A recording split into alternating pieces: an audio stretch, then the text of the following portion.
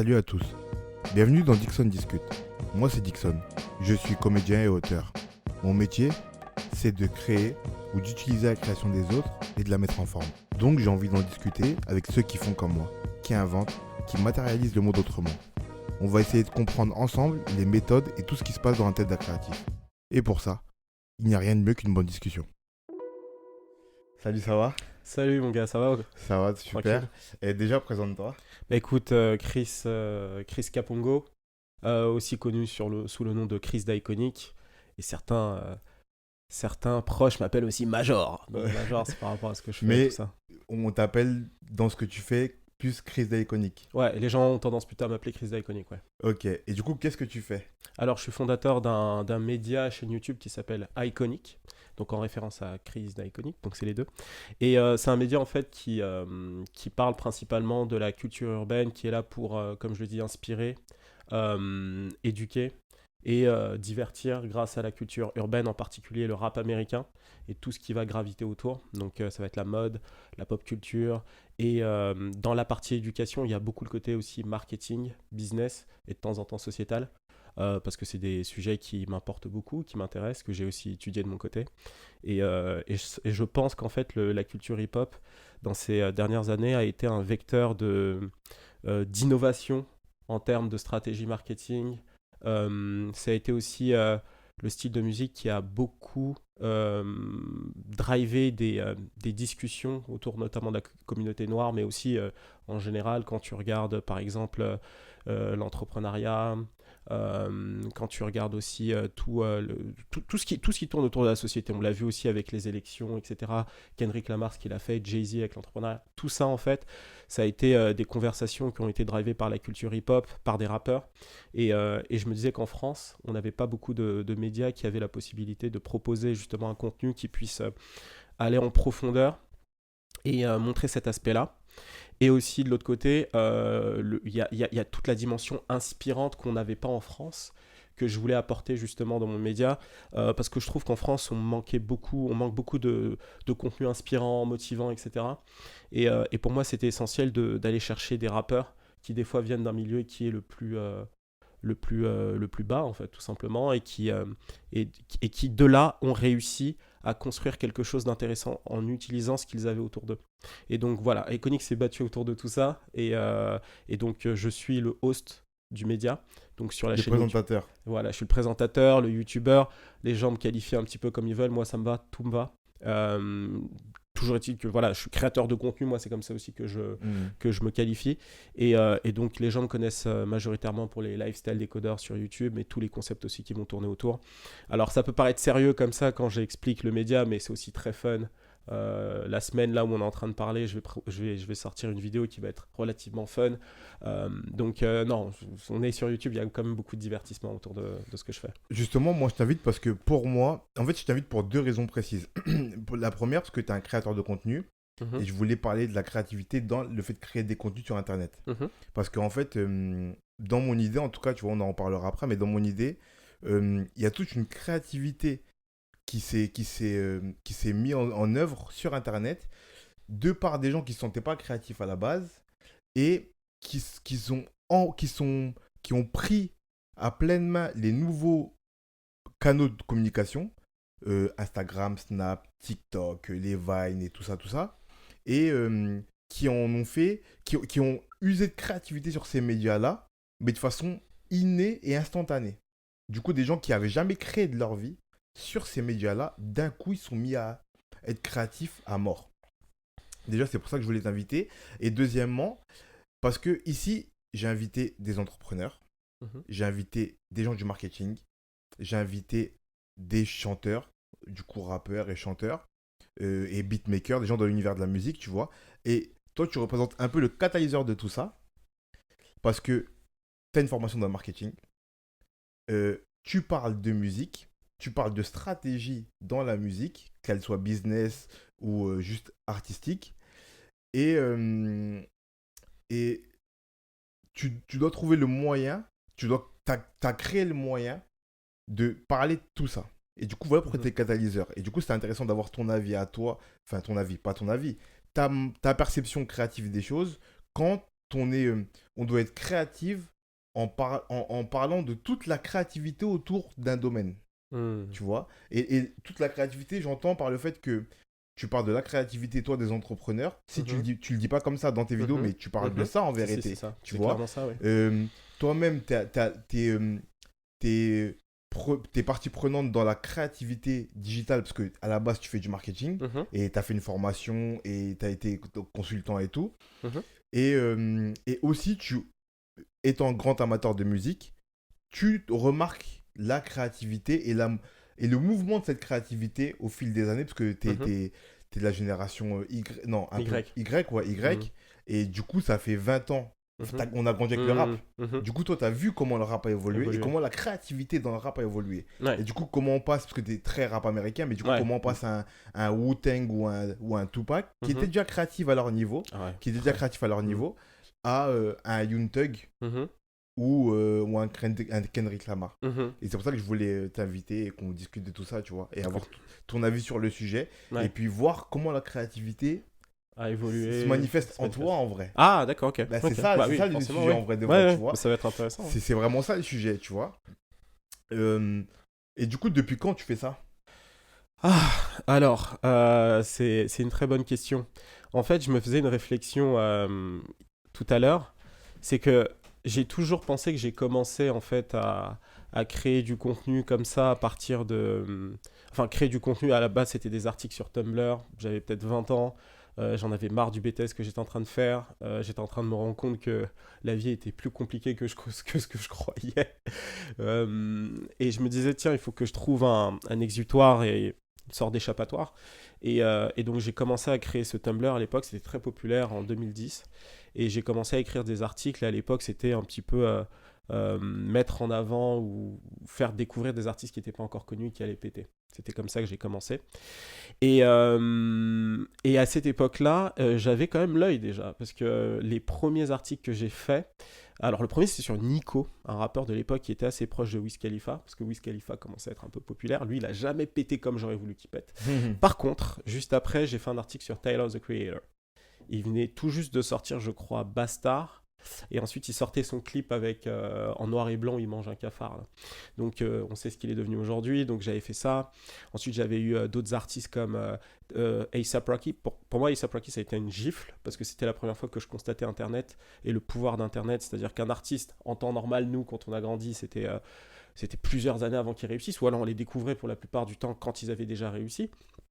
Moi, je sais qu'avec des amis, on suivait Wiz Khalifa depuis que j'ai 16 ans. Il faisait des clips un petit peu, fait maison. Alors, je peux t'arrêter là, vite fait. Tu vois, c'est là où tu justifies le fait que tu sois là. Parce que tu me donnes 3 artistes, Wiz Khalifa, A$AP Rocky et Tyler, the Creator. Je ne dis pas avec ton accent parce que je parle pas anglais, mais tu as compris. 3 artistes qui ont des univers bien particuliers.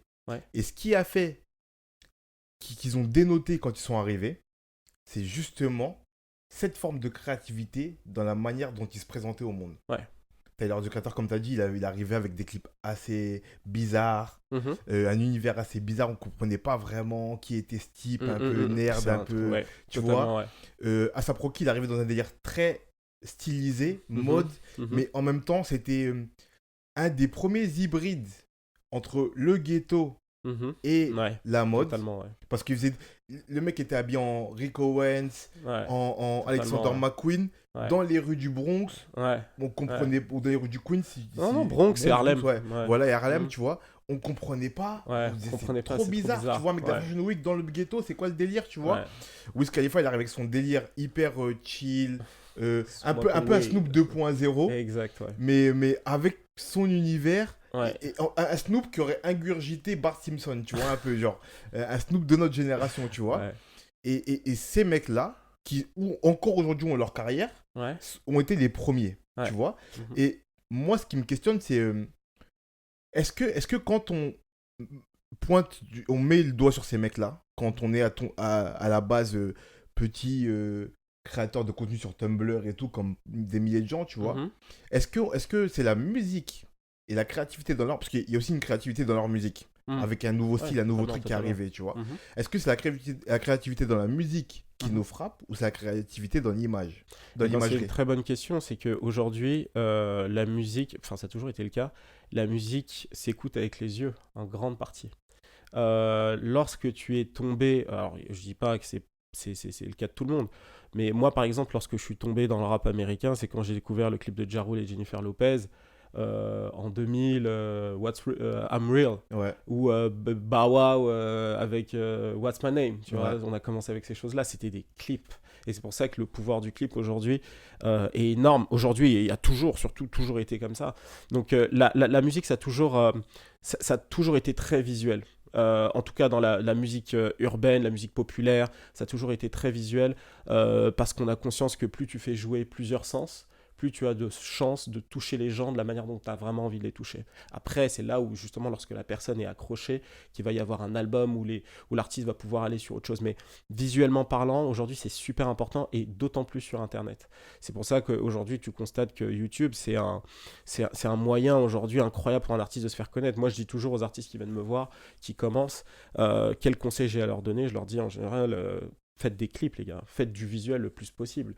Ça n'a pas forcément besoin d'être des visuels ultra compliqués. Pour reprendre l'exemple de A$AP Rocky, quand tu regardes son premier clip Purple Swag, c'est un clip qui est très simple, très très simple. Au final, c'est une copine à lui, à qui il lui a fait mettre des grilles et elle lui a fait dire nègre, tu vois. Mm. Et c'était déjà choquant, assez choquant pour Mm. que ça retienne l'attention des gens. Donc oui, la musique c'est clairement visuel. Et je vais revenir sur ta question de base qui était comment je suis tombé là-dedans.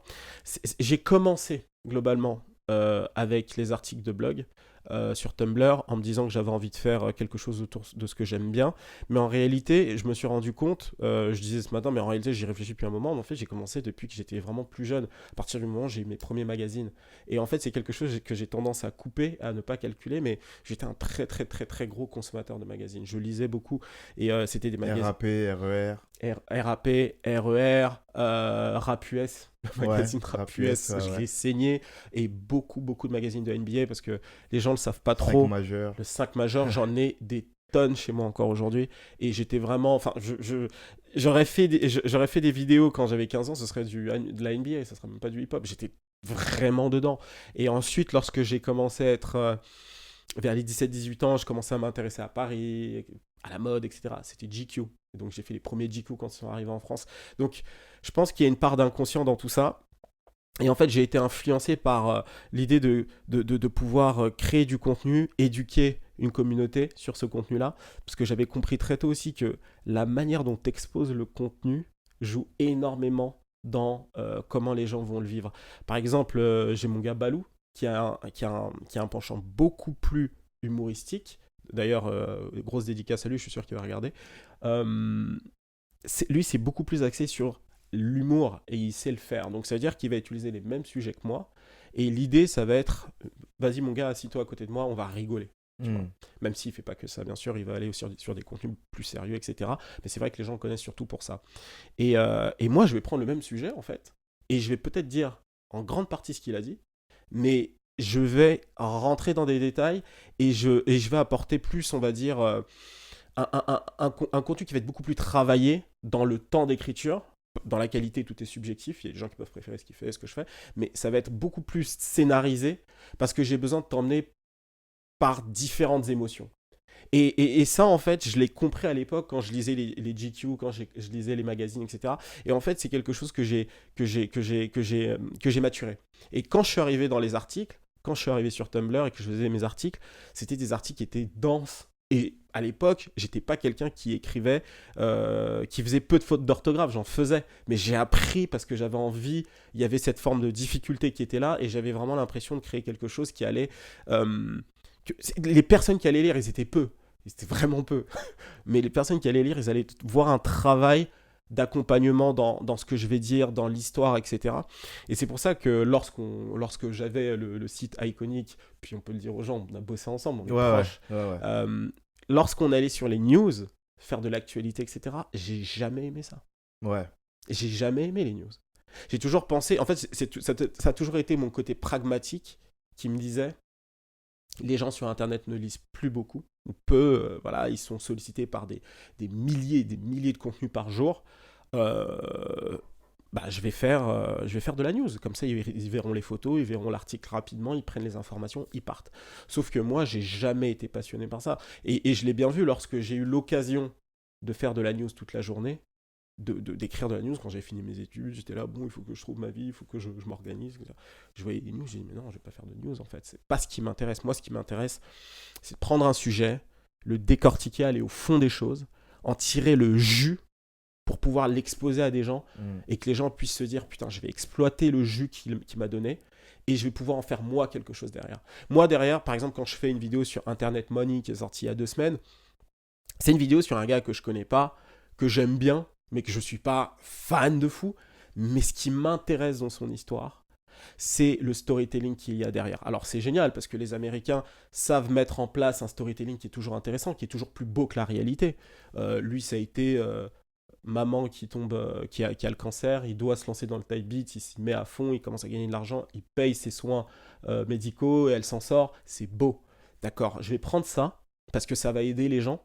Mais derrière, qu'est-ce que je vais aussi voir? C'est comment il a réussi, le moment de... Ce que j'appelle aussi, et je le dis à mes équipes quand on est en train d'écrire les contenus pour le site, c'est le moment de break qui est super intéressant. C'est comment la personne a réussi à le faire et qu'est-ce que toi, tu peux en tirer pour l'utiliser dans ton art.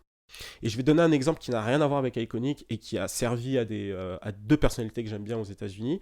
Un humoriste, d'un côté, Andrew Schulz. Il a aussi un podcast très connu, peut-être que les gens le connaissent, qui s'appelle The Brilliant Idiot et Flagrant True. Difficile de jongler entre le français et l'anglais. Et un rappeur qui s'appelle Russ. Et ce rappeur qui s'appelle Russ, et je vais faire un LSD sur lui dans l'année, je sais pas quand. Lui, en fait, quand il s'est lancé au début de sa vingtaine, son but c'était de percer le plus vite possible en indépendant.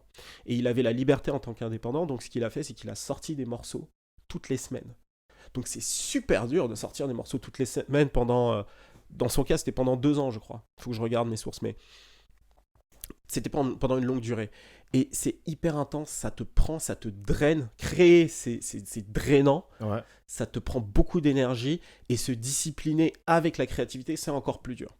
Et c'est en faisant comme ça qu'il a réussi à bâtir son audience. Et le Andrew Schulz qui s'est intéressé à ce Russ l'a appliqué dans la comédie. Donc lui, ce qu'il a fait, c'est qu'il faisait donc ses one-man shows ici et là. Il a découpé des clips et il a commencé à les poster sur Internet. Et c'est comme ça qu'il a pété toutes les semaines. Voilà, il s'est dit, je vais découper, je vais mettre des morceaux toutes les semaines. Et il a aussi compris quelque chose, c'est que les gens, en fait, ne vont pas regarder un show d'un inconnu pendant 1 heure, mais ils sont prêts à donner une chance à cet inconnu-là si le contenu dure 5 minutes et que le titre est sexy. Et c'est comme ça qu'il a commencé à gagner de l'audience. Et tu vois, typiquement, la relation qu'il y a eu entre les deux, le Andrew Schulz, c'est pas un fan musicalement de Russ, mais il a été inspiré et motivé par le parcours de ce gars-là. Et ben moi, sur la chaîne de Iconic, c'est exactement ce que je fais.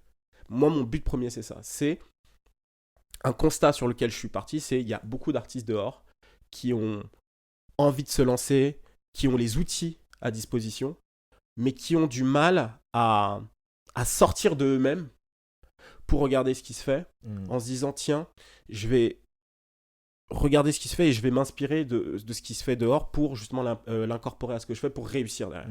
Et je me suis dit, s'il y a un mec qui aime bien créer du contenu, qui est bon à ça, qui est bon à éduquer, expliquer, vulgariser, le terme vulgariser, je pense qu'il peut bien se prêter à tout ça, qui est capable de créer du contenu régulièrement, si possible, hebdomadairement sur la culture et que ça puisse servir à des gens, c'est génial. C'est exactement ce que je voulais faire. Mais tu vois, c'est là où je reviens à ton lien à la créativité. C'est que tu me prends des exemples de personnes qui ont fait preuve d'une créativité à un moment donné. Ce moment de break, là, en fait, c'est un moment de comment dire, de visualisation de ce qu'il faut faire à un instant T, mais une espèce de comment dire, d'illumination créative, tu vois. Le truc de Russ de dire, bah ok, moi je suis en indé toutes les semaines, un peu ce qu'a reproduit Riles après. En plus là-bas, je pense que Riles il s'est inspiré justement de Russ. Et ça a marché là-bas, et après c'est venu ici, mais mais Riles qui est un rappeur français, Mhm. qui rappe en anglais parce qu'il a percé là-bas. Ouais. Et, mais du coup, c'est ce truc de se dire, ouais, je vais. Faut que j'exprime ma créativité dans ma musique et aussi dans la manière dont je la diffuse. Mhm. J'ai l'impression que c'est ça qui te touche. Tu vois? Ouais. Et il y a un truc sur lequel je voulais revenir aussi, c'est que du coup, on se connaît depuis longtemps. Mhm. On a travaillé sur les premières versions d'Iconic, Hypes Up à l'origine, Ouais. ensemble. Et à un moment, toi aussi, tu as eu un break. Mhm. T'es parti dans un autre pays, Mhm. pour pas te donner trop ta Ouais, vie perso, mais non, tu peux dire. t'es parti en Angleterre pour Ouais. travailler. Mhm. Et là-bas, qu'est-ce que t'as fait? Alors là-bas, ça n'avait strictement rien à voir avec ce que je fais aujourd'hui. En fait, c'était, si tu veux, ce que j'ai fait en Angleterre, c'était un peu la suite logique de ce que j'ai fait pendant mes études. C'est-à-dire que j'étais encore dans un autre, pour utiliser les grands mots, dans un autre paradigme. Tu vois, c'était, j'ai fait un master en e-business et management des marques, donc branding, Ouais. simplement. Et j'avais ce bagage-là, j'ai fait de l'alternance, parce que des millions de jeunes, enfin, centaines de milliers de gens font en France. Et en fait, je m'étais dit, ok, moi, ce que j'ai toujours voulu faire dans mes études, parce qu'en fait, ça c'est un truc que je dis jamais, mais ce que j'ai fait pendant mes études, les 5 années, c'est pas du tout ce qui était prévu de base. Moi, j'ai une famille qui est majoritairement au Canada. Et le plan, depuis que j'étais au lycée, et même plus jeune, très jeune, c'était d'aller vivre au Canada. On a failli aller vivre au Canada même avec ma famille. Il s'est passé des choses le jour même qui ont fait à la dernière minute qu'on n'est pas parti. Mais sincèrement, j'étais à 2 doigts d'y aller. Donc, quand j'y suis allé quand je suis allé voir ma famille quand j'étais lycéen, le but c'était ensuite qu'après mes études, j'aille au Canada. Donc, la notion du voyage était importante pour moi. Et en fait, quand je suis arrivé dans les études, il y a certains événements dans ma vie qui ont fait que j'ai décidé finalement de rester. L'amitié, la vie personnelle, etc. Je me suis dit, tiens, finalement, je pense que je vais rester en France, il y a des choses à faire ici. Et puis, je commençais à découvrir Paris, etc. Bon. Mais quand je suis arrivé à la fin de mes études, je me suis dit, ok, j'ai pas fait d'Erasmus. J'ai toujours pensé que j'allais faire au moins un Erasmus, tu vois. J'ai toujours pensé que j'allais vivre au moins. On était jeunes, on était un peu cons, tu vois. Je me suis toujours dit qu'à un moment donné, j'allais peut-être faire un échange aux États-Unis, vivre un peu des trucs et tout, ou en Asie, etc. Je dirais pas con, je suis un peu dur avec moi. Je suis assez dur. Mais disons que je suis de nature très rêveuse, tu vois. J'ai une nature de vrai rêveur. Et du coup, je l'ai pas vécu. Et j'ai connu à ce moment-là une frustration. Et je me suis dit, ok, comme je suis quelqu'un qui a beaucoup de mal à choisir, je me suis dit, je vais faire 2 en 1. Je vais faire un VIE, donc je vais aller travailler. Et en plus de ça, je vais être à l'étranger, donc je vais découvrir une nouvelle culture, etc. Et Londres, c'est tombé un petit peu par hasard. Parce qu'en fait, j'avais le choix entre Londres. En fait, j'étais en train de faire des entretiens. Londres, Dallas, l'Irlande. Et j'avais une opportunité, ça c'était la meilleure opportunité que j'ai ratée à ça, San Francisco. Si j'avais été pris à San Francisco, enfin, j'aurais jamais. En plus, c'était, je vais vous le dire aujourd'hui, je faisais les entretiens pour lancer Udemy en France. Ok. Donc j'ai été recalé, mais au final, un mal pour un bien, mais à l'époque, ça m'avait trop mat. Et, mais en fait, je voulais partir absolument. Mais ça n'avait rien à voir. Moi, mon but à ce moment-là, c'était de me dire, je vais avoir cette reconnaissance corporate, parce que j'ai toujours senti que j'étais pas à ma place dans le monde corporate. Et je me suis toujours dit qu'il fallait que je la gagne et que le problème venait de moi. Ça a toujours été mon problème. En fait, c'est comme ça que j'ai toujours évolué. J'ai toujours pensé que le problème venait de moi. Si je réussis pas à avoir quelque chose, le problème vient de moi. Si je réussis pas, c'est le problème vient de moi. Des fois, c'est plus complexe, hein, mais c'est comme ça que j'ai toujours été. Et du coup, je me suis dit, il faut que j'ai cette reconnaissance-là.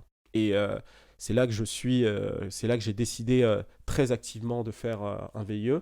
Et Londres, c'est tombé un petit peu par hasard. Et du coup, ton métier là-bas, c'est quoi? Business developer. Donc ça n'a rien à voir, c'était une agence de... À la base, j'étais parti pour normalement développer une start-up de cette agence. Il se trouve que l'agence, la start-up, elle n'était pas du tout au point. Donc du coup, je me suis rabattu sur le métier premier de l'agence qui était de créer des applications mobiles. Et ça n'a jamais marché, très sincèrement. Et du coup, là-bas, je me suis rendu compte de ce qui se passait. Et c'est là où mon premier amour, je me suis rabattu sur qui j'étais vraiment. Et c'est là où j'avais déjà la réflexion de faire des vidéos avant, mais la forme qu'on connaît aujourd'hui, ça a été quand j'étais là-bas et que je me suis dit que j'allais tout arrêter. Et quand je me suis dit que j'allais tout arrêter, j'ai dit ok, bon je vais J'avais vécu une demi-mesure depuis trop longtemps. C'est-à-dire que je crée, comme tu le sais, j'avais le média pendant mes études, mais c'était, je réservais 2-3 heures par soir, et encore. Et le week-end, j'y travaillais vraiment, je faisais des trucs. Donc c'était à moitié. Et je me suis dit, mais si je crois réellement en ce projet, il faut que je me lance dedans à 100%. Je ne pouvais pas être à moitié ou à réserver 1 heure ou 2 par-ci par-là. Non, il fallait que j'y sois à 100%. Et il me fallait une discipline assez stricte.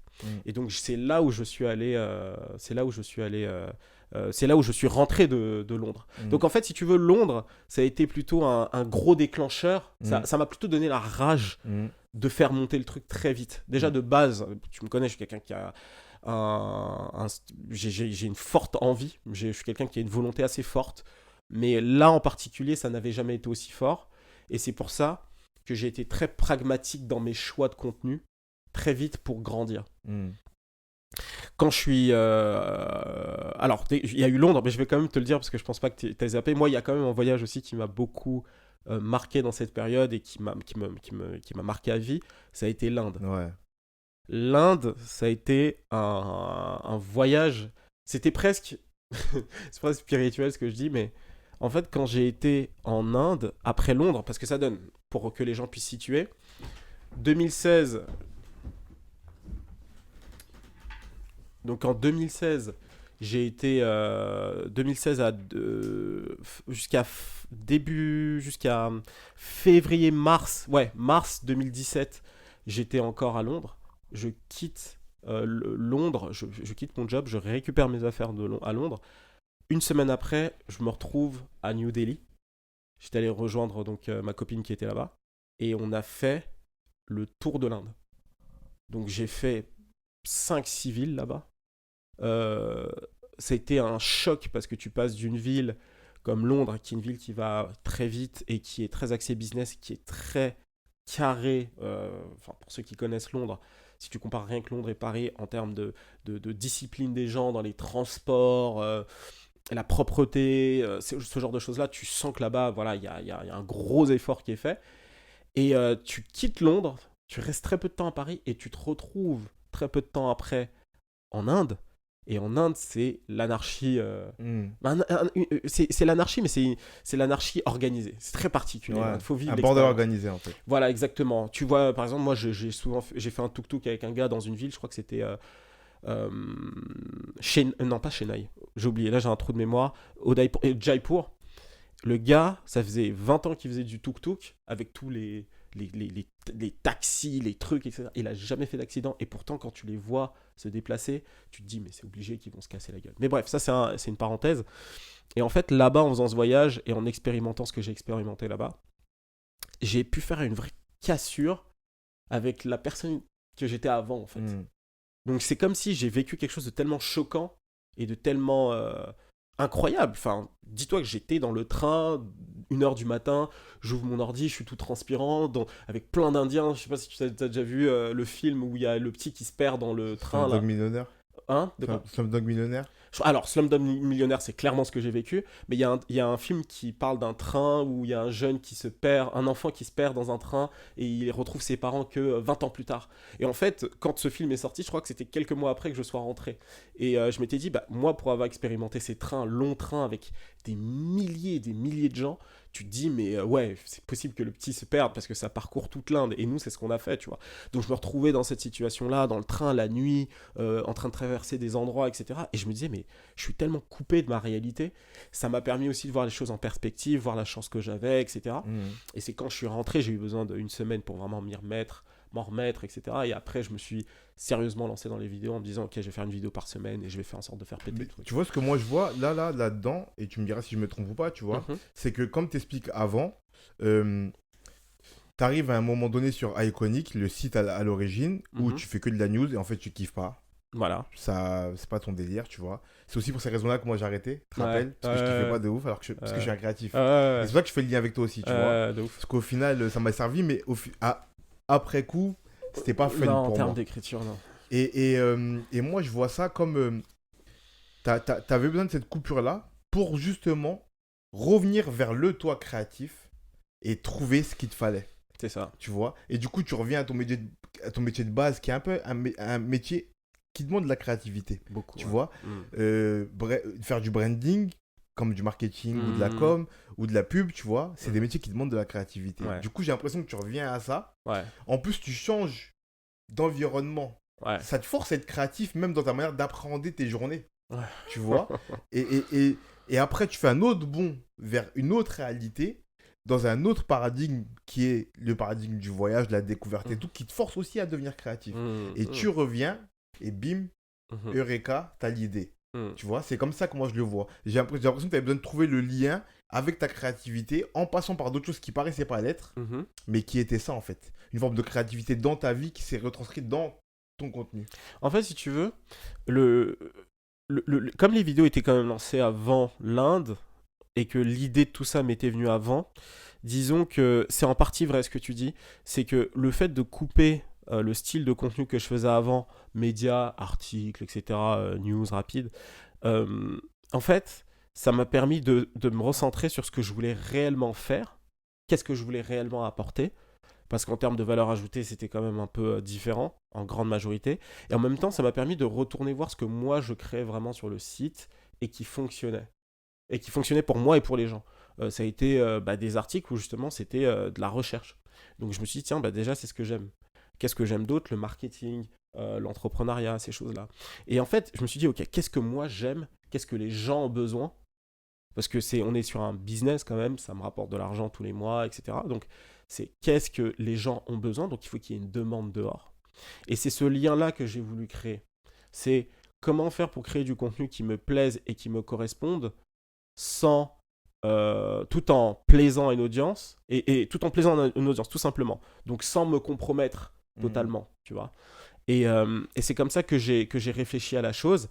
Et disons que quand j'étais à Londres, j'ai sorti mes premières vidéos, mais j'avais déjà dans l'idée de développer très vite le média. Mais c'est quand j'étais en Inde, ça m'a permis... En fait, c'était en dehors... Au-dessus même de la créativité, ça a été juste une question de mindset. C'était une manière de faire un reset. Voilà. On va dire que ce voyage, c'était ça. Londres, ça m'a permis de réaliser que je voulais vraiment pas être dans le monde corporate. Même si c'était pas corporate, vraiment la boîte, c'était un peu plus désordre. Mais disons que je voulais pas attendre plus que ça avant de lancer mon truc. Ça, c'était vraiment ce que j'ai réalisé avec Londres. J'ai adoré cette ville d'ailleurs. Et je vais y retourner. Mais disons que l'année entre j'arrête de faire des articles et je relance avec ce que je veux réellement proposer, ça a été là. Ça a été le temps de réflexion. Qu'est-ce que je veux vraiment? Qu'est-ce que je veux apporter? J'ai vraiment commencé à appliquer ce que j'avais appris du marketing, du branding, de ce que je lisais à ce moment-là, à mon projet réel, parce que je ne l'avais pas fait en fait. Et là, tu me donnes une perche. Parce que, te connaissant un peu, moi, je sais que tu es un vrai apprenant. Ouais. Tu lis énormément de bouquins sur tous ces sujets-là, que ce soit l'entrepreneuriat, le marketing, le business, la musique et tout. Tu regardes tout ce qui se fait, tu es au courant de tout ce qui se fait. Comment en ingurgitant tant de savoir, on arrive à libérer sa propre créativité et proposer un contenu qui n'est pas juste un copier-coller. Et je te pose la question précisément à toi, parce que te connaissant, je sais que tu ingurgites un nombre de contenus qui est monumental. Ça veut dire que ça soit sur tout ce qui se fait sur YouTube, du coup je parle des formats purement, YouTube, les podcasts, les livres, les films, tout, tu es au courant de quasi tout ce qui se fait, tu es au courant de toutes les stratégies marketing qui se font dans la musique, dans les médias, dans le monde du business, dans l'entrepreneuriat et tout. Et à côté de ça, tu essayes toi de développer ton propre truc avec ton propre style, avec ta propre création en fait, ta propre créativité, tu vois. Et en plus, tu fais des formations marketing. Enfin, j'en ai fait une. T'en as fait une. Mais du coup, tu as cette compétence-là qui est de pouvoir montrer aux autres comment faire une stratégie marketing. Ce que je me demande moi, c'est comment on se sépare de ce que tu ingurgites, de tout ce que tu ingurgites pour être libre, dans un certain sens, être libre et proposer ce qu'on a envie de proposer, qui est repartir de zéro, tu vois. Ouais, c'est là où je vais te dire rien ne se crée, tout se transforme. C'est-à-dire que c'est Lavoisier, hein, c'est pas moi, ça vient pas de moi, je dis aux gens, les gens vont me prendre pour un génie. Ouais. En fait, le truc, ce que j'ai compris, c'est que il y a, on a, dans la création, il y a aussi une forme de prétention. C'est-à-dire que les gens ont souvent tendance à croire que ce qu'ils créent, c'est vraiment, ça n'a jamais été fait. Moi, je pense qu'on arrive à une époque où les formats, les idées sont des choses qui ont déjà été faites avant, c'est juste que ça a été fait de différentes manières dans des contextes différents. Quand tu fais de la musique, c'est sûr que la composition est différente, mais toi-même, tu as été inspiré par des gens qui ont fait de la musique avant toi. Donc en fait, il y a une grosse forme d'inspiration qui est là. Le tout est de savoir, en fait, euh, le tout est d'y mettre ton point de vue. Moi, je pense que dans le contenu, c'est ça. Moi, par exemple, quand j'ingurgite beaucoup de contenu, comme tu le dis, effectivement, j'en ingurgite pas mal. euh, c'est, c'est en fait, il faut que je me dise à un moment donné, qu'est-ce que moi je vais apporter, quel point de vue je vais apporter qui me ressemble et qui va plaire à mon audience. Par exemple, lorsque je fais mes vidéos, la manière dont je fais mes vidéos, c'est des fois le lifestyle des connards en particulier, ça demande beaucoup d'efforts. Des fois, ça peut être contre-productif dans le sens où c'est long. Et sur YouTube, des fois, les formats trop longs, ça peut être embêtant. Mais il y a des fois où je me dis, il faut que ça me ressemble. Et il faut aussi que j'ai une forme de satisfaction. Et cette forme de satisfaction, je vais donner un exemple très clair. Si je fais une vidéo où je fais strictement la bio d'un artiste, ça va marcher du tonnerre. C'est facile. Enfin, facile, non, c'est quand même dur. Je vais expliquer pourquoi, mais si tu veux, je vais aller récupérer l'information. Je vais faire une vidéo qui va durer peut-être entre 8 et 10 minutes, du coup. C'est les timings parfaits. Et les gens, même qui sont dans mon audience, qui n'ont pas vraiment le temps, bon, vas-y, je vais cliquer, je vais voir. 8 minutes, c'est facile. Donc, je vais avoir plus de clics. Mais ce que je fais, en fait, moi, dans mon contenu, c'est qu'il va y avoir une partie biographique. Donc, je vais raconter l'histoire avec mon point de vue. Ensuite, je vais faire une analyse sur la musique, sur l'impact. Ça, c'est la forme classique du LSD, hein. Et ensuite, je vais parler de l'aspect un peu plus marketing, stratégique, etc. Parce qu'en fait, je me dis, voilà, j'ai ces trois grands éléments que je peux présenter au public et dans les trois grandes parties, il y a des choses que je peux leur dire et qui peuvent en tirer. La partie biographique, ça va être le parcours souvent difficile, parce qu'on parle de rappeurs qui viennent souvent de la street, parce que c'est ce qui est populaire, et le moment de break, donc comment il a breaké. Dans la partie musicale, c'est te remettre dans le contexte ce qu'il fait musicalement, d'où ça vient. Il y a toujours des inspirations, etc. Et donc ça, j'aime le partager. Le côté aussi purement analyse. Donc après, ça peut être, là, c'est là où je peux mettre un peu de fun, etc. Donner mon point de vue, etc. Mais donner ma perception de ce qu'il fait. Et enfin, la partie un peu plus marketing, c'est souvent les partenariats qu'il a fait, etc. Nanana.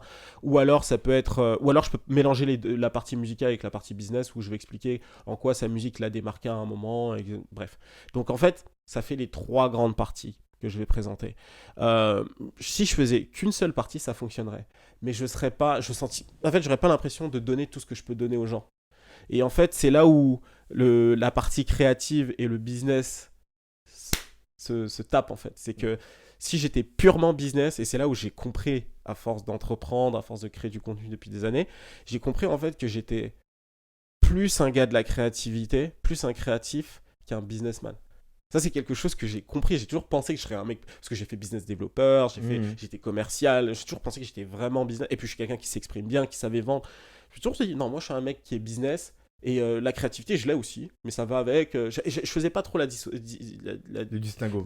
Exactement. Et en fait, à force de faire ce que je fais, je me suis rendu compte, je me dis, mais en fait, Chris, alors, t'es vraiment créatif. Parce que en plus de ça, pour monter le business derrière, j'étais pas pressé. J'étais vraiment dans la création. Je me disais, l'argent va venir. Je me suis dit, je vais leur présenter, je vais sortir une formation, je vais faire ceci. Puis effectivement, l'argent est venu. Alors, l'argent aurait pu venir plus vite parce que j'ai des choses que j'aurais pu mettre en place, mais c'est des choses que j'ai apprises par la suite. Mais je me suis vraiment donné plus dans le contenu et dans l'émotion que les gens allaient recevoir. Et je me nourrissais aussi beaucoup de ça. Et c'est aussi souvent le piège avec un business sur les réseaux sociaux, c'est que des fois tu vas te nourrir que des retours et tu vas être content des retours sans réellement penser à l'aspect business et ce que tu peux faire. Et ça peut être un problème. Mais je me nourrissais beaucoup de ça. C'était qu'est-ce que je peux leur donner en plus? Qu'est-ce que je peux faire? Qu'est-ce que je peux faire? Qu'est-ce que je peux faire? Et je faisais ça tout le temps. Et c'est vraiment c'est vraiment en fin 2019 que je me suis rendu compte de ça parce que j'ai eu un changement dans mes revenus. La formation se vendait moins parce que je faisais moins de promotion autour de ça. Enfin, il y avait plein de choses qui ont changé. Et là, je me suis dit, mais Chris, en fait, toi, t'es un créatif. Et le côté business, tu dois l'apprendre réellement. Tu dois réellement l'intégrer à ce que tu fais. Et tu dois vraiment te dire, ok, bah, si tu veux en faire quelque chose qui vit encore dans 5-10 ans, et si la vision que tu as en tête, tu veux qu'elle se réalise, il faut que tu sois en mesure de plus intégrer l'aspect business. Mais du coup, pour revenir sur ce que tu as dit avant aussi, sur le fait que rien ne se perd, rien ne se crée, tout se transforme, Ouais. qui est une phrase de chimiste, comme tu l'as Ouais. dit, tu vois, à la base. Est-ce que là, du coup, tu viens d'entériner le fait que tu es un créatif. Mhm. Ok. Est-ce que quand on est conscient quand même que tout se transforme et que rien ne se crée, on se sent quand même autant créatif que ça? Bah, franchement, moi je vais te dire, hein, il y a une autre phrase qui dit, je sais plus qui le dit d'ailleurs, c'est un artiste cette fois-ci. Comment, c'était quoi? C'est les grands artistes s'inspirent, les génies copient, je crois que c'est ça. Les génies volent, c'est Picasso. Ouais, voilà, c'est Ouais. Picasso, les génies volent. Je pense que c'est aussi en partie vrai, et ça je m'en rends compte aussi, tu vois. C'est que, comme je le disais tout à l'heure, je crois pas avoir développé là-dessus, mais dans la créativité, il y a une grosse part de prétention aussi, tu vois, c'est je crée, tu vois. Ouais. Je pense qu'on s'inspire réellement et moi, de mon côté, je sais que j'ai été inspiré. Tu vois, par exemple, j'ai lancé le Lifestyle Décodeur en France, il y avait... Même aux États-Unis d'ailleurs. À l'époque, je regardais des contenus parce que je voulais, avant de me lancer, mettre ma tête face à une caméra. C'était très agressif, tu vois. Tu te mets dans une situation où tu es vulnérable. J'ai voulu voir aux États-Unis qui l'avait déjà fait. Parce que je me disais en France, c'est quasiment certain que personne n'a fait un truc pareil. Je suis allé voir aux États-Unis en me disant, ok, est-ce qu'il y a un concept qui ressemble à ce que je fais et tout ça pour que je puisse m'en inspirer? Et il n'y avait pas, tu vois. Il y avait juste à l'époque Complex Hustle qui venait de se lancer avec les interviews d'entrepreneurs dans la culture. C'était très proche de ce que je voulais faire, tu vois. Donc j'avais l'idée de le faire. Complex l'a fait, mais en Complex Hustle. Mais il n'y avait pas de contenu vraiment comme ça aux US. Ça arrivait après. Mais en France, en fait, du coup, quand je suis arrivé, j'étais un petit peu comme un cheveu sur la soupe. Mais j'étais quand même inspiré à ce moment-là énormément par Gary Vaynerchuk. Tu parlais de bouquins, j'ai lu son bouquin, enfin il y en a plusieurs, moi j'en ai lu un en particulier. J'étais inspiré par des podcasters qui faisaient des contenus purement business. Et j'étais inspiré par la musique que j'écoutais, les interviews que j'écoutais de Kanye, de tout ça, qui étaient passionnés, etc. Et je me disais, tiens, il faut que j'en parle en France, tu vois. Et d'une certaine manière, bah ouais, j'ai consommé tout ce contenu avant. Et quand j'ai commencé à faire mes vidéos, je savais déjà quelle interview aller chercher, à quoi faire référence. Quand on parle de cette notion en marketing, aller voir Tony Robbins et me dire, ok, tiens, je vais prendre du Tony Robbins. Et en fait, c'est ça, je pense que quand tu es créatif, il faut que tu acceptes de te dire, ouais, l'inspiration, c'est bien, mais l'inspiration, c'est souvent dû à ce que tu as vu et qui est resté dans ton inconscient, tu vois. Et moi, j'ai pas de problème avec ça. Moi, je me considère comme une plateforme. Je suis un host, je suis un influenceur aussi, certains diraient, il n'y a pas de souci. Utilisez tous les termes que vous voulez. Mais avant tout, moi, c'est le contenu qui est là et qu'est-ce qui te fait dans ta vie. Je vais m'inspirer de choses, etc. Il y a même, alors même je vais te dire, tu vois, là je suis en train de faire une vidéo, c'est une story. Alors je vous spoil, c'est la vidéo de vendredi, je sais pas si la vidéo sortira avant, je sais pas, peu Non, importe. après, ouais. C'est une vidéo qui parle d'un gars qui a réalisé il a fraudé l'État américain et il a pris $1 million, il en a fait une chanson. Je vais pas te donner plus d'infos, comme ça vous irez voir vous-même sur la chaîne YouTube de quoi je parle. Et cette histoire, en fait, ben, c'est une histoire, en fait, tu vois. Donc, moi, je vais voir sur les sites américains des médias qui ont raconté l'histoire, parce que l'histoire, je ne vais pas l'inventer. Et il y a toutes les informations là, je les récupère. Et qu'est-ce que je fais aussi sur YouTube? Je vais cliquer et je suis tombé sur une petite vidéo, d'ailleurs, elle sera en lien de la vidéo que j'ai présentée, où le gars, en fait, explique aussi la chose. Donc, moi, je suis dans un concept de un son, une histoire. Je vais récupérer l'information. L'information, je ne l'invente pas. Et je vais l'incorporer à mon contenu. Je vais référencer la personne qui l'a fait, bien sûr. Mais là, je ne vais pas créer à proprement parler le contenu comme lorsque je fais un LSD et que je vais analyser le marketing et que je vais donner mon point de vue, tu vois. Par exemple, lorsque je vais faire pour Internet Money, ce que j'ai fait, parce que c'est la vidéo référence que j'ai là en ce moment qui est sortie, qui tombe pile dans ce que je viens de t'expliquer, eh ben, c'est pas, c'est de l'analyse, c'est du point de vue. C'est beaucoup de points de vue. Mais c'est du bon sens. Si toi, demain, tu fais une vidéo comme ça, si tu fais une vidéo sur Internet Money, il y a plein d'éléments que tu vas répéter. Et c'est parce qu'il y a une information qui est réelle, qui est factuelle, qui est là. Ouais. Et moi, Tu peux pas innover dessus, c'est je des veux faits. pas innover là-dessus, Ouais, tu ouais. vois. Je peux innover sur des sujets. Tu vois, par exemple, la vidéo que j'ai faite sur Donald Trump et le rap. Mais quand j'y ai pensé, j'ai dit, ok, non, je suis pas le seul à y avoir pensé, tu vois. Ouais. Et je suis allé voir, j'ai cliqué et j'ai vu qu'il n'y avait pas de sujet YouTube, vidéo, face caméra, youtubeur qui raconte le truc. Mais il y avait déjà plein de gens qui avaient fait tiens, je vais mettre tous les passages de tous les rappeurs qui ont cité Donald Trump depuis les années 80. Et j'ai dit, ah tiens, c'est génial, bah, je vais récupérer un peu de ça. Et il y a eu un sujet, mais si, il y a eu un sujet un peu reportage sur des médias américains qui en parlaient. Et je me suis dit, parfait, je vais aller récupérer aussi ces éléments-là. Mais après, à moi d'analyser le truc, à moi d'y apporter mon twist, à moi d'y apporter un storytelling dans l'écriture, dans le sujet. Après, il y a des trucs que j'ai clairement, purement analysé parce que je suis un mec un peu comme ça. Ouais, ouais. Sur le passage de la casquette de Donald Trump avec la casquette rouge. Mec, Avec Kanye West. voilà, Ouais. tu vois, genre ce truc-là, ouais, comme les gangs de LA, parce que, bon, les gangs à LA, pour ceux qui savent pas, la couleur, c'est important, mais c'est surtout la casquette que tu portes à LA. Si tu portes un certain type de casquette à LA, c'est dangereux pour ta vie, tu vois, c'est vraiment ça qui est dangereux plus que la couleur. Et justement, je faisais un rapprochement entre Donald Trump, sa casquette, et la casquette des gangs de LA. Et je disais, bah, c'est un peu comme un gang, etc. Ça, c'est des choses, par exemple, qui sont purement de mon analyse à moi. Donc, je vais souvent faire ça parce que je suis un peu comme ça. Mais il y a de l'information qui est factuelle. Et mon but, moi, c'est de présenter l'information de manière à ce que toi, tu puisses la digérer. Mais du coup, là, j'ai deux questions qui me viennent. La première, c'est quand on se rend compte qu'on est créatif, tu dis, on a un peu un ego qui vient. Moi, je crée. Surtout quand tu as une audience. En plus, encore plus, ouais, tu vois. Est-ce que, comment cet ego-là, il est mis en branle quand on veut traiter un sujet, qu'on est obligé de qu'on décide de traiter un sujet comme tu fais toi, tu vois, mais qu'on se rend compte que partout où on va chercher l'information, on l'a déjà traité. Presque entièrement. Ouais. Est-ce qu'il y a l'ego qui prend dessus, qui dit quand même, moi, je vais le faire et je vais trouver la manière qui soit. Je vais raconter pareil que tout le monde, mais moi, ça va être mieux. Juste l'ego. J'ai déjà eu ça. Ou est-ce qu'on renonce et Ouais. on se dit en vrai là, je pourrais pas y instiller ma créativité qui est mon ton et mon analyse et tout, et je laisse tomber. Ça, c'est la première question. Alors, c'est une bonne question. En fait, ça va dépendre des cas. Parce qu'en fait, que tu traites. Alors, moi, dans mon cas, j'ai une audience qui est assez là, qui est assez conséquente. Et ce que je me suis rendu compte, c'est que les gens veulent pas forcément. En fait, les gens connaissent des fois l'info. Ils la connaissent. Mais ils veulent seulement que toi, tu en parles. Et c'est là où le personal branding, comme j'expliquais, ou tout simplement la personnalité que tu vas insuffler, le ton, etc., va jouer énormément parce que ils veulent ton twist, ils veulent ton regard sur le sujet parce que tu vas expliquer les choses et tu vas y apporter ton twist et des fois ton avis. Mon avis, je vais le donner, par exemple, je vais te dire sur le sujet de 6ix9ine. Ça a été le meilleur exemple. 6ix9ine, ça a été pour le New York Times en 2019, pardon. Ça a été les sujets qui ont fait le plus de vues depuis l'existence du site. Depuis la création du site, 6ix9ine, ça a été un article en particulier d'ailleurs, qui a fait le plus de vues. Donc, le New York Times en parle, tous les médias français en parlent. Tout le monde en parle en vrai. Tout le monde en parle, Ouais. mon gars Balou en parle, tous les autres médias en parlent, etc. Mais en fait, moi, il y a un ton, et il y a un concept qui est là, qui fait que les gens se disent, ok, Chris, quand il va en parler, alors, il va pas y mettre beaucoup d'humour, ça peut être parfois laborieux, je le dis, je m'autocritique, ça peut être des fois laborieux. Mais en fait, il va nous apporter une perspective, une vision sur le sujet qui sort de ce qu'on a l'habitude de voir.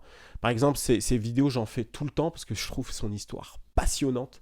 Autant je suis pas fan de sa musique, mais son histoire, son personnage, je le trouve passionnant. Je vais aller chercher des affaires américaines que je connais. En particulier une affaire d'un rappeur qui a aussi connu, Murder Inc., le label qui a aussi connu des problèmes avec les fédéraux. Et je vais justement mettre en parallèle cette histoire avec celle de 6ix9ine en disant voilà, eux ils ont pas snitch justement, lui il a snitch, comment ça se passe pour lui, qu'est-ce qu'on peut en tirer. Je vais chercher des ressources aussi dans le FBI, expliquer aussi vraiment, vulgariser, encore une fois c'est mon ton, c'est vulgariser l'information, expliquer justement comment, pourquoi 6ix9ine s'est retrouvé là et Qu'est-ce que ça veut dire juridiquement aussi parlant? Même si c'était très dur de le faire, mais j'ai réussi à le faire et j'ai eu l'approbation d'amis avocats qui me disaient « Ah, tu t'as bien expliqué, on dirait que tu connais vraiment de quoi tu parles. » Je fais « Ouais, je connais du coup parce que j'ai fait des recherches. » Mais en fait, c'est ce point de vue-là et c'est ça que les gens ont besoin d'avoir de ma part. C'est un point de vue, c'est un format de vidéo, c'est ce qu'on dit souvent, et c'est un ton en fait. Et donc, quand tout le monde va en parler, toi, tu dois te poser la question, ok, tout le monde en a parlé, mais toi, avec ton format, est-ce qu'il y a des éléments que tu vas pouvoir faire ressortir qui peuvent éventuellement plaire aux gens? Donc, est-ce qu'il y a des détails? Est-ce qu'il y a... Parce que relayer l'information, tout le monde peut le faire. Il y a relayer l'information et la commenter. Ça, c'est beaucoup de youtubeurs et ça fonctionne. Et les gens... Moi aussi, je consomme ce contenu-là. Donc, le contenu, surtout américain dans ce style-là, mais DJ Academics, c'est comme ça qu'il a construit sa carrière sur YouTube. C'est prendre de l'actualité. Il va pas forcément breaker l'actualité. Lui, ce qu'il va faire, c'est y mettre un commentaire, parfois un peu satirique, qui va faire que les gens vont apprécier. Et il va donner son avis, bien sûr, voilà, commentaire, quoi. Et moi, en fait, c'est comme ça que j'essaie de voir les choses avec mon contenu. Enfin, moi, justement, ce que je fais de mon côté, c'est pas forcément donner mon avis, même si je le fais de temps en temps en filigrane. Des fois, clairement, je pose les choses et je donne mon avis. Mais l'idée, c'est plus de quand la formation sort, par exemple celle de 6ix9ine, c'est chaud. On est vendredi, l'information sort. Moi, par rapport à mon concept, combien de temps j'ai besoin? Donc déjà, je ne vais pas être dans l'actualité. Donc je ne vais pas gratter les 500 000 vues. Donc problème en termes de business, encore une fois. C'est pour ça qu'il faut trouver un business model qui fonctionne autrement que sur des vues comme beaucoup de youtubeurs peuvent le faire. Mais en même temps, ce qu'il faut que je fasse, c'est réfléchir à le format. Donc les gens se disent, ok, la news de 6ix9ine tombe, Chris, il va avoir besoin d'une semaine à peu près pour faire la vidéo. Ou 2 semaines. Et je dois être ok avec ça, parce que c'est ce que les gens sont venus chercher sur ma chaîne. Parce qu'une fois que la news tombe, tout le monde va gratter son truc, tout le monde va faire un commentaire, je vais pas pouvoir faire mieux. Enfin, je vais pas pouvoir faire un LSD en un jour. Parce qu'il faut de l'écriture, il faut de la réflexion, il faut un storytelling, il faut apporter... Voilà. Et donc, je dois accepter ça. Donc c'est là où... Il n'y a plus vraiment d'ego là-dessus, c'est plus, ok, je dois accepter de prendre un L, comme disent les Américains, sur le moment et pas prendre autant de vues que prévu. Mais sur le long terme, je vais proposer un produit, un contenu créatif. Qui reste unique en fait. Qui reste unique. Mais ma réflexion, c'est même pas d'être unique, c'est, je pense même plus comme ça. Je pense plutôt, qu'est-ce que je vais apporter aux gens? Tu vois, c'est... Qu'est-ce que les gens ont besoin d'entendre de ma part? Qu'est-ce que je vais pouvoir leur apporter? Et à partir de là, moi, je suis OK avec ça. Si c'est unique, c'est unique. Mais je cherche pas à être... Je pars plus de moi avant de faire le contenu. Je pars beaucoup des gens. Si je partais de moi, je parlerais que d'artistes que j'écoute en ce moment. Tu vois, par exemple, moi, en ce moment, c'est Benny the Butcher. J'écoute Benny the Butcher. Je suis pas un très grand fan de... Quel artiste? On va prendre un artiste là, Lil Uzi Vert. J'aime bien Lil Uzi Vert, tu vois, mais je vais pas l'écouter. Enfin, je veux dire, j'ai 30 ans, frère. Je vais pas écouter Lil Uzi Vert. Enfin, tu sais, les mecs de notre âge, on n'écoute pas trop ça. On le sait, tu vois, on écoute un peu, mais c'est pas notre génération, tu vois. C'est pas ce qui nous touche, tu vois. Mais j'aime bien l'artiste, tu vois, et j'aime bien l'analyser, j'aime bien voir ce truc. Donc, je pense à mon audience avant tout, et ensuite, je fais les trucs. Après, de temps en temps, je me fais des kiffs. Par exemple, quand je fais la vidéo sur Jay-Z, Griselda, Kanye West, là, t'as la forme la plus pure de moi-même quand je fais un contenu. C'est une vidéo qui est souvent trop longue, qui va faire du storytelling, il va y avoir de l'inspiration, il va y avoir du meurtre aussi, parce que c'est la culture gangster, elle est imprégnée, elle est là, tu vois. Donc je vais en parler, il va y avoir du courage, il va y avoir de la stratégie, il va y avoir ensuite du succès, tu vois. Ça, c'est le format que je préfère, tu vois. Mais de temps en temps, et ça marche, pour le contenu Griselda, j'ai quand même fait passer la barre des 100 000, je considère que c'est une vidéo qui a plutôt fonctionné. Sur Griselda, qui est un groupe underground américain, qui est pas très connu ici, ça. Exact, tu vois, qui est grimy comme ils disent, tu vois. J'ai fait ça, mais tu vois, les contenus sur Jay-Z, personne ne me l'a demandé, tu vois. J'ai jamais eu, enfin, j'en ai eu bien sûr, mais c'est les mecs de notre âge qui m'ont demandé, tiens, tu devrais faire un truc sur Jay-Z. Mais en soi, c'est pas les 18-24 qui me demandent ça, tu vois. Eux, ils me demandent plutôt en ce moment quel artiste. Lil Baby, tu vois, d'ailleurs, je vais le faire, tu vois. J'aime bien Lil Baby, tu vois. Mais je suis pas un grand fan de Lil Baby, tu vois. Moi, j'écoute Max O'Crim, c'est un mec de la street de Houston qui raconte ses péripéties, comment son père était un scammer, comment il était à court de dope chez lui et qui stressait, tu vois. Genre, moi, il raconte une histoire deep comme ça, moi, ça me touche, tu vois. Et il réussit aujourd'hui, il est plus là-dedans, Dieu merci pour lui, tu vois. Mais moi, c'est des stories plus profondes, tu vois. Et qui te permet de t'exprimer plus aussi, toi. Ouais. même créativement dans le ton que tu donnes et tout. Bah, tu vois, typiquement là, je vais essayer de leur faire passer cet artiste, Max O'Crive, dans quelques temps. Et ma démarche, ça va être de pas forcément viser sur le nom. Donc, je vais pas mettre en titre Max O'Crime, tu vois. Mais je vais jouer sur. Là, on parle de créativité pour les gens qui sont sur YouTube, pensez à ça. Des fois, en fait, quand il y a un artiste qui est pas trop connu et que tu veux parler d'un artiste qui est pas trop connu, il faut pas faire l'erreur que moi j'ai faite souvent de mettre le nom de l'artiste. Parce que les gens qui consomment YouTube, c'est des gens qui consomment beaucoup ce qu'ils connaissent. Tu vois. C'est pour ça que, d'ailleurs que les chanteurs réussissent beaucoup grâce aux covers. Ils vont faire des covers pendant X temps. Par exemple, là, je vais présenter un artiste qui s'appelle Yo Train. C'est un chanteur d'R&B français qui est en train de percer à Atlanta, à New York. Son management, voilà, il est déjà il commence à être bien en place, on va dire, à Atlanta. D'ailleurs, gros big up à toi si tu regardes. Lui, il est en train de réussir et il a commencé grâce au cover. Et là, je te donne son exemple parce que je vais le traiter sur Iconic, mais il y a énormément de chanteurs qui réussissent comme ça. Parce que les gens cliquent sur ce qu'ils connaissent. Moi, en fait, ce que je me dis, c'est que s'ils ne connaissent pas l'artiste, quand je vais présenter la chose, je vais présenter directement ce qu'il y a de sexy, entre guillemets, ce qui va te donner envie de cliquer, ce qui va te pousser à dire, ton envie, ton fond, ton cerveau reptilien là, qui te donne envie de cliquer, qui te pousse à être curieux là. Moi, je vais essayer de toucher à ça en disant, par exemple, il a vendu pour $1 million de deal et il s'est mangé 9 balles. C'est pour ça que vous voyez ce contenu sur YouTube. Moi, je ne l'ai pas encore fait comme ça, et là, je suis très vulgaire. Mais ça fonctionne. Pourquoi ? Parce que tu auras beau dire que tu n'aimes pas les titres, entre guillemets, putaclic, même si c'est pas putaclic, si tu en parles dans la vidéo, c'est pas putaclic, ça veut dire que tu as raconté ce que tu as mis dans le titre, c'est juste que c'était sexy et que tu t'es senti obligé de cliquer pour savoir ce que ça disait. Mais les gens sont comme ça. Et ce que je dis toujours aux gens, et ce que je disais aux gens quand ils venaient me voir pour faire du consulting ou des choses comme ça, c'était: arrête d'écouter ce que les gens te disent, leur demande pas leur avis, regarde comment ils se comportent. Encore une fois, je ne l'ai pas inventé, c'est quelque chose que j'ai pratiqué en fait. Et je me suis rendu compte que tout le monde le savait en fait quand tu es un peu dans le marketing et tout ça.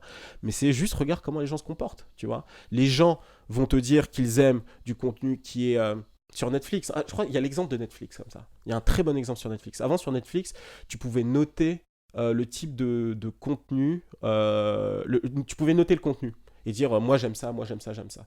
Et en fait, les gens notaient les contenus les plus arty, les plus créatifs, les plus indés, les plus compliqués, on va dire.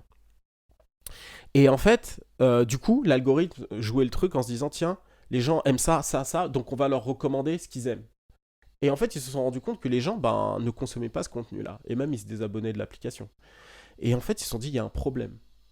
Et du coup, ils ont commencé à penser la chose autrement. Ils ont plutôt commencé à se baser sur ce que les gens consommaient réellement. Tu vois. Et là, ils se sont rendus compte, en fait, tu préfères les Marvel. Tu préfères pas ce film d'auteur, en fait, t'as dit ça, 5 étoiles, nanana, mais en fait, tu préfères les Marvel.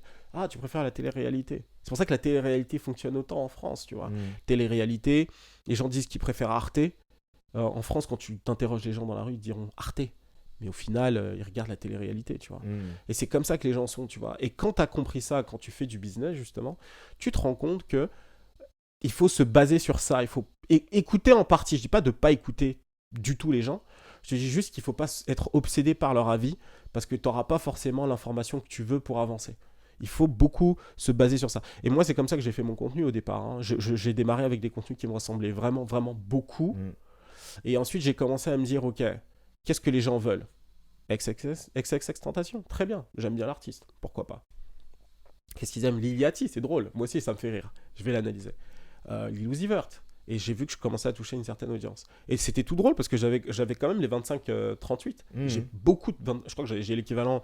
Je dois avoir le même équivalent entre les 25-38, 25-40, on va dire, et les 18-24. Mais c'est là où ce que tu dis se rejoint, tu vois. C'est que j'ai l'impression que ta créativité dans la manière dont tu proposes le contenu, ça plaît aux 25-38. Et les sujets traités que tu as décidé de traiter aujourd'hui, plus ou moins, plaisent à l'autre partie. C'est ça. Et du coup, les deux, l'un dans l'autre, les deux commencent à comment dire commencent à ça fait une passerelle en fait entre les deux.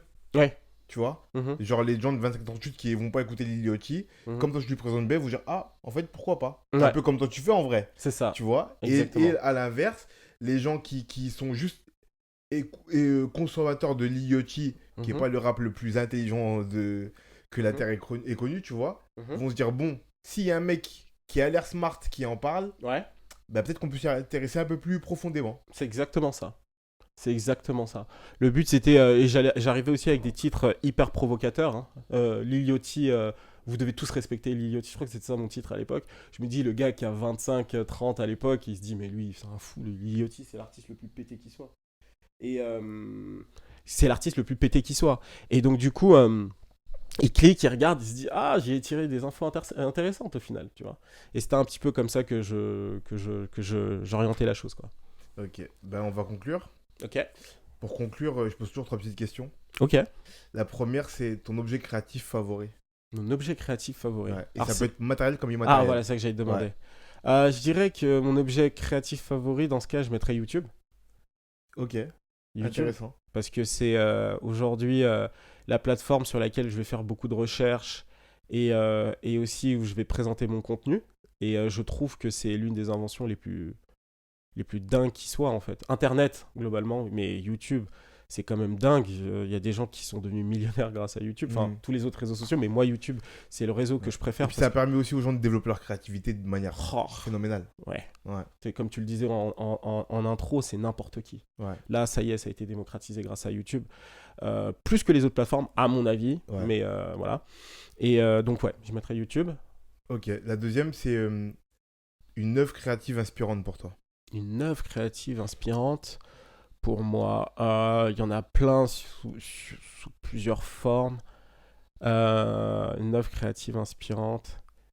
Alors, il y a pas mal de trucs. En lien avec ce que je fais. Je vais prendre quelque chose en lien avec ce que je fais. Je vais prendre College Dropout de Kanye West, premier album. Ouais, parce que c'est un album qui a. Les gens, ils aiment bien utiliser ce terme, qui a changé ma vie. C'est un album qui m'a marqué vraiment, sérieusement, quand j'étais ado, pour plusieurs raisons, parce que c'était le rappeur qui me ressemblait le plus, en fait. Et je dirais France et États-Unis confondus. Ok. Je trouvais qu'il me ressemblait dans sa manière d'être, etc. Même si je comprenais pas tout. Mm. C'était un bon gars, tu vois. Mm. C'était un gars, mais un gars qui savait se servir de ses points, mais un bon gars, tu vois. Ah. Genre, il avait de l'ambition et il prétendait pas. Voilà, ça c'est super important pour moi de pas prétendre. Mm. Tu sais qui tu es. Il avait un self-awareness qui était important dans l'époque où le gangster rap était important. Tu vois, je trouve ça m'a beaucoup marqué et la musicalité, elle était juste incroyable. Ouais. Voilà. Et la dernière, c'est un conseil pour quelqu'un qui veut se mettre à créer. Alors j'en ai donné pas mal dans la vidéo. J'irais de pas avoir peur d'être vulnérable pour changer. C'est-à-dire que à chaque fois que tu es vulnérable, c'est-à-dire tu te montres par exemple ton visage sur YouTube ou sur un autre réseau, en fait, tu vas avoir de l'avance naturellement sur la plupart des gens qui ne le feront pas parce que tu vas créer une connexion qui est différente. Vulnérable, c'est aussi ne pas hésiter à parler de soi, de ses émotions, de ce que tu as vécu. Personnellement, je sais que je ne l'ai pas souvent fait, mais je l'ai fait dans une vidéo et je vais commencer à en faire de plus en plus. Une vidéo où j'ai parlé un petit peu de mes 30 ans et de mon vécu, etc. Et je me suis bien rendu compte que l'audience a été très réceptive à ça. Ils ont beaucoup, beaucoup, beaucoup apprécié. J'ai reçu beaucoup de messages par rapport à ça. Et je me suis dit, la vulnérabilité, finalement, c'est quelque chose d'important, pas juste visuel, mais même dans ce que tu vas dire. Et c'est pour ça que les youtubeuses fonctionnent très bien, c'est qu'elles n'hésitent pas à ouvrir leur vie privée. Je pense qu'il ne faut pas hésiter. Alors, tu n'es pas obligé d'ouvrir ta vie privée et faire un vlog, Mm. mais dans ta musique, il faut qu'on ressente que ce que tu vis, tu l'as vraiment vécu.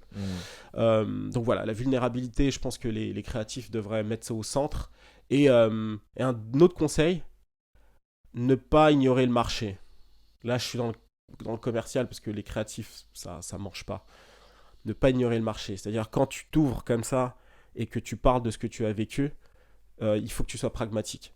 Il faut aussi que tu regardes ce qu'il y a autour de toi et qu'est-ce que les gens ont envie d'entendre. Tu vois. Et il y a des périodes où certains sujets sont les plus intéressants pour toi. Et c'est comme ça.